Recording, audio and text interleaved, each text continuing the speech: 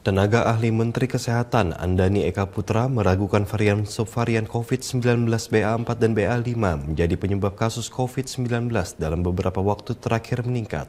Sebab subvarian Omikron yang baru ditemukan memiliki pola genetik yang hampir sama dengan BA2 yang tidak menyebabkan kasus COVID-19 di Indonesia meningkat.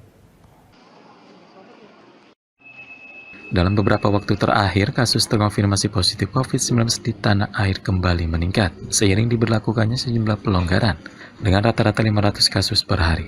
Termasuk di Jakarta, yang dalam beberapa hari terakhir, tren kasus infeksi harian menunjukkan peningkatan dan melampaui angka 200 kasus per hari. Di sisi lain, staf ahli Menteri Kesehatan Andani Eka Putra menyebut tidak ada kaitan antara mobilitas masyarakat dengan peningkatan kasus COVID-19. Peningkatan kasus seperti dikatakannya dalam diskusi yang digelar secara daring oleh Perhimpunan Dokter Paru Indonesia baru-baru ini dipengaruhi oleh munculnya varian yang memiliki tingkat infeksi tinggi. Namun dia tidak yakin varian COVID-19 BA4 dan BA5 bisa membuat kasus COVID-19 meroket. Sebab lonjakan kasus COVID-19 biasanya terjadi saat muncul varian infeksius seperti saat varian Omikron di awal-awal. Sementara subvarian Omikron yang baru ditemukan di Indonesia memiliki pola genetik yang hampir sama dengan BA2 yang tidak menyebabkan kasus COVID-19 di Indonesia meledak.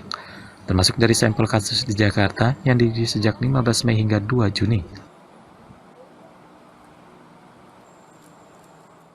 Data awal yang kita temukan dari data whole genome sequencing, ya dari 52 kasus tadi, ternyata tidak ada kaitan antara peningkatan kasus dengan varian BA5 dengan BA4.